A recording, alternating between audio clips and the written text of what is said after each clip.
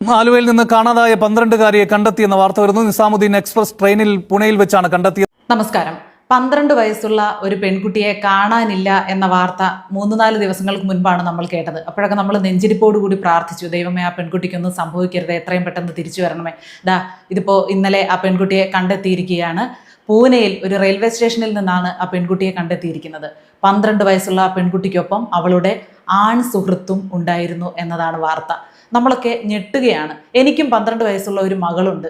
ഈ നാട് എങ്ങോട്ടാണ് പോകുന്നത്, ഈ കുട്ടികൾ എങ്ങോട്ടാണ് പോകുന്നത് എന്നത് വലിയ ഞെട്ടലോടുകൂടി നമ്മൾ ചിന്തിക്കേണ്ട ഒരു വിഷയമാണ്, ഗൗരവമുള്ള ഒരു വിഷയമാണ്. ആ പെൺകുട്ടിയുടെ മാതാപിതാക്കൾ നെഞ്ച് തലച്ചുകൊണ്ട് മാധ്യമങ്ങളോട് സംസാരിക്കുന്നത് ഞാൻ കഴിഞ്ഞ ദിവസവും കണ്ടു. എൻ്റെ മകൾ എന്തെങ്കിലും കഴിച്ചിട്ടുണ്ടാകുമോ, ആരായിരിക്കും കൊണ്ടുപോയത്, എവിടെ പോയിരിക്കും എന്നൊക്കെ ഓർത്ത് വേവലാതിപ്പെടുകയാണ്. എന്ത് കഷ്ടമാണ് ആ മാതാപിതാക്കളുടെ കാര്യം.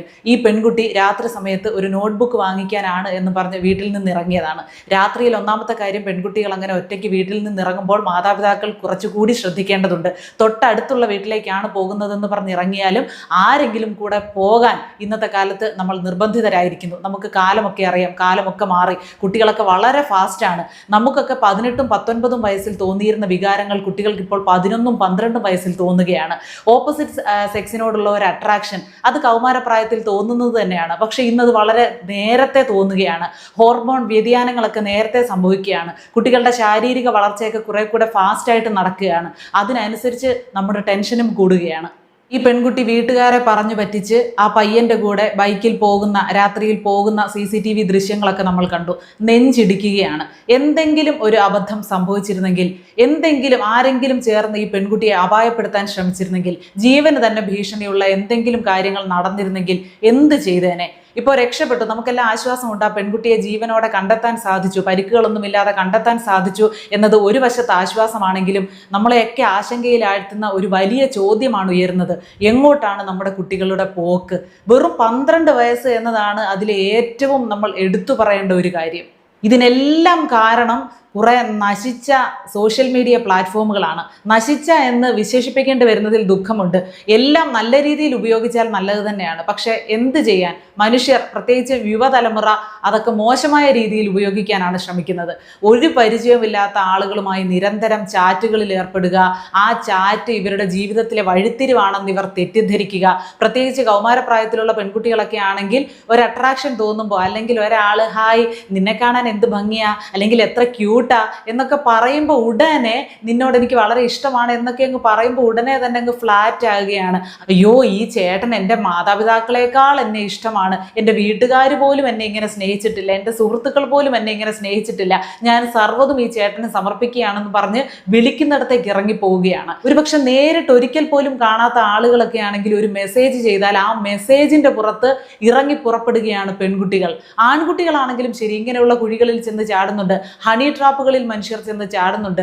ഇതിനൊക്കെ ഒരു അറുതി വരണമെങ്കിൽ നമ്മൾക്ക് കുറച്ചുകൂടി ഒരു ഔചിത്യ ബോധം വേണം, യുക്തി വേണം, ചിന്തിക്കാൻ തുടങ്ങണം. മാതാപിതാക്കളൊക്കെ കുട്ടികൾക്ക് ഒരു ഫോണും കൊടുത്ത് അവരെ അങ്ങ് വെറുതെ വിട്ടാൽ പോരാ. ഈ പെൺകുട്ടിക്ക് ഫോൺ ഉണ്ടായിരുന്നു എന്ന കാര്യത്തിലൊന്നും നമുക്ക് നിശ്ചയമില്ല. ഫോൺ ഉണ്ടെങ്കിലും ഇല്ലെങ്കിലും കൊള്ളാം, കുട്ടികൾ എവിടെയൊക്കെ പോകുന്നു, ആരോടൊക്കെ സംസാരിക്കുന്നു, അവരുടെ സുഹൃത്തുക്കൾ ആരൊക്കെയാണ്, ഇതൊക്കെ കൃത്യമായിട്ട് വീട്ടിലുള്ളവർ, പ്രത്യേകിച്ച് മാതാപിതാക്കൾ അറിഞ്ഞിരിക്കണം. അത് ഇന്നത്തെ കാലത്ത് വളരെ നിർബന്ധമാണ്. ജീവൻ എന്തെങ്കിലും സംഭവിച്ചു പോയാൽ പിന്നീട് കിടന്ന് കരഞ്ഞിട്ട് കാര്യമുണ്ടോ, നമ്മൾ അലച്ചിട്ട് കാര്യമുണ്ടോ? ഇല്ല. 12 വയസ്സ് എന്ന് പറയുമ്പോൾ ഈ ഭൂമിയിൽ 12 വർഷമേ ജീവിച്ചിട്ടുള്ളൂ. ആ കുട്ടിക്ക് എന്തറിയാം? ശാരീരികമായിട്ട് തന്നിൽ ഉണ്ടാകുന്ന മാറ്റങ്ങൾ പോലും അതിന് വ്യക്തമായിട്ട് തിരിച്ചറിയാൻ കഴിയാത്ത പ്രായം. എന്തെങ്കിലും തെറ്റായ ഒരു തീരുമാനമെടുത്താൽ അതിൻ്റെ പ്രത്യാഘാതം എന്താണ്, അതിൻ്റെ പ്രത്യാഘാതത്തിൻ്റെ ഗൗരവം എന്താണ് എന്നൊന്നും തിരിച്ചറിയാൻ പറ്റാത്ത പ്രായം. ആ തിരിച്ചറിവില്ലാത്ത പ്രായത്തിൽ ആ പെൺകുട്ടിയുടെ അല്ലെങ്കിൽ ആൺകുട്ടിയുടെ പൂർണ്ണ ഉത്തരവാദിത്വം ആ മാതാപിതാക്കൾക്കാണ്. ഒരു 18 വയസ്സിന് ശേഷം പോട്ടെ, ഒരു 17 വയസ്സിന് ശേഷമാണെങ്കിലും അവർക്ക് ചിന്തിക്കാനുള്ള ശേഷിയൊക്കെ ആയി വരുന്നു എന്ന് നമുക്ക് പറയാം. പക്ഷെ 12 വയസ്സ് കൊച്ചുകുട്ടിയാണ്. ആ ഉത്തരവാദിത്വം മുഴുവൻ മാതാപിതാക്കൾ ഏറ്റെടുത്തേ മതിയാവും. ഞാൻ ആദ്യം സൂചിപ്പിച്ചതുപോലെ ഒരു എതിർലിംഗത്തിൽപ്പെട്ട ആള് ഏതെങ്കിലും രീതിയിലൊന്ന് സ്വാധീനിക്കാൻ ശ്രമിച്ചാൽ, അല്ലെങ്കിൽ കാണുമ്പോൾ സ്നേഹത്തോടെ സംസാരിക്കുമ്പോൾ അത് പ്രണയമാണെന്ന് തെറ്റിദ്ധരിക്കുകയാണ്. ആ ഒരു അട്രാക്ഷൻ പ്രണയമാണെന്ന് തെറ്റിദ്ധരിച്ചുകൊണ്ട് അടുത്ത സ്റ്റെപ്പിലേക്ക് വളരെ പെട്ടെന്ന് തന്നെ പെൺകുട്ടികൾ പോവുകയാണ്. പണ്ടത്തെ കാലത്തൊക്കെ ഒരാളോട് ഇഷ്ടം തോന്നിയാൽ അയാൾക്കൊരു ലെറ്റർ കൈമാറണമെങ്കിൽ പ്രേമലേഖനം എന്ന് പറയുമല്ലോ, അതൊക്കെ ഒന്ന് കൈമാറണമെങ്കിൽ എത്ര മാസങ്ങളത്തെ ബുദ്ധിമുട്ടാണ്, എത്ര ബുദ്ധിമുട്ടാണ് നമുക്കതൊന്ന് കൊടുക്കണമെങ്കിൽ, അല്ലെങ്കിൽ ഒന്ന് കൈനീട്ടി വാങ്ങിക്കണമെങ്കിൽ നമ്മൾ അനുഭവിച്ചിരുന്ന ബുദ്ധിമുട്ട് എത്രത്തോളമാണ്.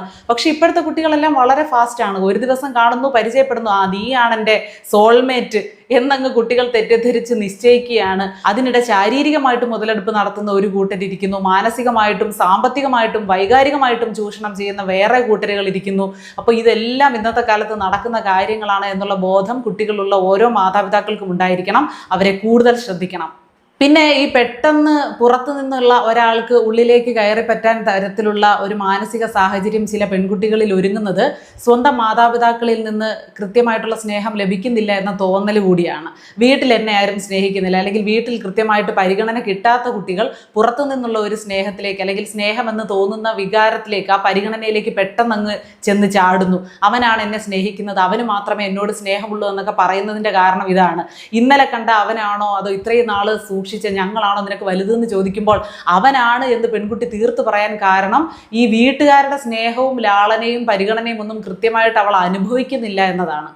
അപ്പോൾ ഇനിയുള്ള കാലത്ത് കുട്ടികൾ എന്തെങ്കിലും തെറ്റ് ചെയ്താൽ അവരെ അടിച്ചും ഇടിച്ചും പഞ്ചറാക്കിയിട്ടും ഒന്നും ഒരു കാര്യവും ഇല്ല. അവരെ ശിക്ഷിക്കാൻ നിൽക്കരുത് എന്ന് പറഞ്ഞാൽ അടിച്ച് ശാരീരിക ഉപദ്രവവും മാനസികമായിട്ട് ഭീഷണിപ്പെടുത്തിയിട്ടോ ഒന്നും കാര്യമില്ല. അവരുടെ വഴിയിൽ അവർക്കനുസരിച്ച് അവരുടെ ഭാഷയിൽ സംസാരിച്ച് മനസ്സിലാക്കുക എന്നുള്ളത് മാത്രമേ ഇനിയിപ്പോൾ വഴിയുള്ളൂ. അവർക്ക് ഏത് ഭാഷ പറഞ്ഞാലാണ് മനസ്സിലാകുന്നത്, ഉൾക്കൊള്ളുന്നത്, ആ ഭാഷയിൽ അവരോട് സംസാരിക്കുക. വീട്ടിലെല്ലാ കാര്യങ്ങളും തുറന്നു പറയാനുള്ള ഒരു അന്തരീക്ഷം ഒരുക്കുക. ഭയമില്ലാതെ എത്ര വലിയ തെറ്റ് ഞാൻ ചെയ്തു പോയെങ്കിലും അതെൻ്റെ മാതാപിതാക്കളോട് അല്ലെങ്കിൽ എൻ്റെ വീട്ടിൽ തുറന്നു പറയാനുള്ള ഒരു സാഹചര്യം എനിക്കുണ്ട് എന്ന ഒരു ബോധ്യം ഇവർക്കുണ്ടാകണം. അപ്പോൾ തന്നെ പകുതി പ്രശ്നങ്ങളും തീരും. ചില കുട്ടികളുടെയൊക്കെ വിചാരം ഇത് വീട്ടിൽ പറഞ്ഞാൽ അടി കിട്ടും, അല്ലെങ്കിൽ ഇങ്ങനെ ഒരു തോന്നലുണ്ടായി അത് വീട്ടിൽ പറഞ്ഞാൽ പ്രശ്നമാണ്, അതുകൊണ്ട് അവനോട് പറയാം. അങ്ങനെ പുറത്തുള്ള ഒരു അവനുമായിട്ട് അവർ കൂടുതൽ സൗഹൃദത്തിലാകുന്നു, കൂടുതൽ കാര്യങ്ങൾ പങ്കുവെക്കുന്നു. അങ്ങനെ അവൻ അവളുടെ എല്ലാമായി മാറുന്നു. വെറും 11 വയസ്സ് 12 വയസ്സ് നമ്മൾ കൊച്ചുകുട്ടിയാണെന്ന് വിചാരിക്കും. നമ്മുടെ കുഞ്ഞുങ്ങളല്ലേ, അവർ സ്കൂളിൽ പോയി പഠിക്കുന്ന പ്രായം, ഹൈസ്കൂളിൽ എത്തിയിട്ടേ ഉള്ളൂ. അവരിതിനൊക്കെ എവിടുന്ന് പോകാൻ, അവർക്ക് ഇങ്ങനെയുള്ള ചിന്തയൊക്കെ എവിടുന്ന് വരാനാണെന്നൊക്കെയാണ് മാതാപിതാക്കൾ വിചാരിച്ചുകൊണ്ടിരിക്കുന്നത്. നമ്മുടെ കുഞ്ഞുങ്ങൾ എത്ര വയസ്സായാലും നമുക്ക് കൊച്ചു കുഞ്ഞുങ്ങൾ തന്നെ ആയിരിക്കും. പക്ഷേ അവർ വളർന്നുകൊണ്ടിരിക്കുകയാണ്. മാനസികമായും ശാരീരികമായും വൈകാരികമായും അവർ വളർന്നുകൊണ്ടിരിക്കുകയാണ്. അവർക്ക് കൂടുതൽ തിരഞ്ഞെടുപ്പുകൾ പുറത്തുനിന്ന് നടത്താൻ ഒരു സാഹചര്യം നമ്മളായിട്ട് ഉണ്ടാക്കി കൊടുക്കാതിരിക്കുക.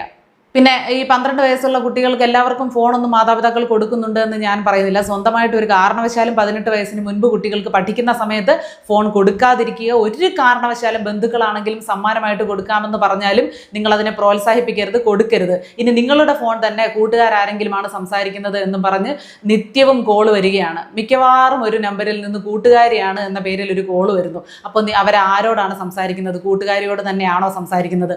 സ്കൂളിൽ കാണുന്ന ആളോട് വീട്ടിൽ വന്നതിന് ശേഷം ഇത്രയും സംസാരിക്കാൻ എന്താണ് ഇരിക്കുന്നത്, എന്ത് വിഷയമാണ് ഇവർ സംസാരിക്കുന്നത് തുടങ്ങിയ കാര്യങ്ങളിലൊക്കെ നിങ്ങൾക്കൊരു ശ്രദ്ധ വേണം. നിങ്ങൾ അവരെ ഇത്രത്തോളം ശ്രദ്ധിക്കുന്നുണ്ട് എന്ന ഒരു തോന്നൽ ഒരുപക്ഷെ അവർക്ക് ഉണ്ടാകാനും പാടില്ല. അവരറിയാതെ എപ്പോഴും അവർ നിങ്ങളുടെ ഒരു നിരീക്ഷണത്തിലായിരിക്കണം.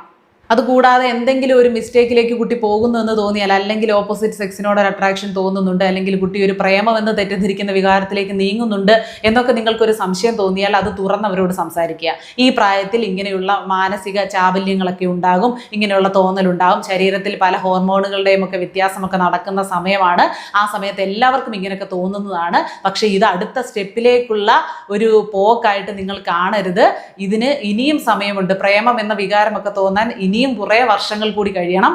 ആ വർഷങ്ങൾ കൂടി കഴിയുമ്പോൾ തോന്നുന്ന വികാരമാണ് യഥാർത്ഥത്തിൽ പ്രണയം. ഇപ്പോൾ തോന്നുന്നത് വെറും ഒരു അട്രാക്ഷനാണ് തുടങ്ങിയ കാര്യങ്ങളൊക്കെ അവരുടെ ഭാഷയിൽ അവർക്ക് മനസ്സിലാകുന്നത് പോലെ അവരോട് പറഞ്ഞു കൊടുക്കുക, തുറന്ന് സംസാരിക്കുക. മാതാപിതാക്കൾ ശ്രദ്ധിക്കേണ്ട മറ്റൊരു കാര്യം, അവരുടെ കൊച്ചു കൊച്ചു സന്തോഷങ്ങളൊക്കെ അവർ വീട്ടിൽ വന്ന് പങ്കുവെക്കും. ആ സമയത്ത് നമുക്ക് തിരക്കാണ് അല്ലെങ്കിൽ സമയമില്ല എന്ന് പറഞ്ഞ് അവരെ ഓടിക്കരുത്.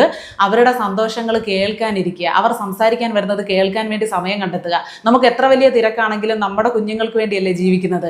നമ്മൾ ഇപ്പോൾ അടുക്കളയിൽ കിടന്ന് ഒരമ്മ രാത്രിയും പകലും എല്ലാം ജോലി ചെയ്യുകയാണ്, കുഞ്ഞുങ്ങൾ പട്ടിണിയാണ് എന്ന് പറഞ്ഞാൽ അതിലെന്തെങ്കിലും അർത്ഥമുണ്ടോ? നമ്മുടെ അധ്വാനത്തിന് എന്തെങ്കിലും ഫലമുണ്ടോ? അപ്പോൾ നമ്മുടെ ജീവിതം വെറും സീറോയിലേക്ക് പോകും. നമ്മുടെ കുട്ടികൾ നമ്മുടെ ഒരു നിസ്സാര അശ്രദ്ധ മൂലം വഴിതെറ്റിപ്പോയാൽ അല്ലെങ്കിൽ ജീവിതം കൈവിട്ടു പോയാൽ അത് അങ്ങേയറ്റത്തെ ഒരു കുറ്റബോധത്തിനും കാരണമാകും. പിന്നീട് നമ്മൾ ജീവിച്ചിരുന്നിട്ട് പോലും കാര്യമില്ല. അതുകൊണ്ട് അവർ പറയാനുള്ളത് കേൾക്കുക, അവരുടെ സുഹൃത്തുക്കളെയൊക്കെ പരിചയപ്പെടുക.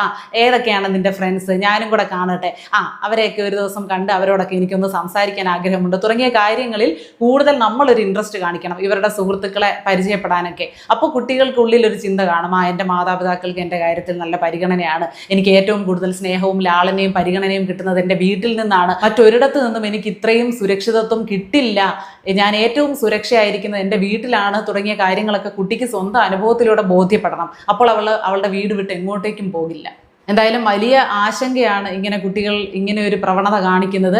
ആ ഒരു ആശങ്ക നിങ്ങളുമായിട്ട് പങ്കുവയ്ക്കാൻ വേണ്ടിയാണ് ഈ വീഡിയോ ചെയ്തത്. ഇതിൽ നിന്ന് ആർക്കെങ്കിലും എന്തെങ്കിലും പ്രയോജനം ഉണ്ടാകുന്നു എന്ന് തോന്നിയാൽ നിങ്ങൾ തീർച്ചയായും വീഡിയോ ഷെയർ ചെയ്യുക. നിങ്ങളുടെ മക്കളുടെ കാര്യത്തിൽ കൂടുതൽ ശ്രദ്ധിക്കുക.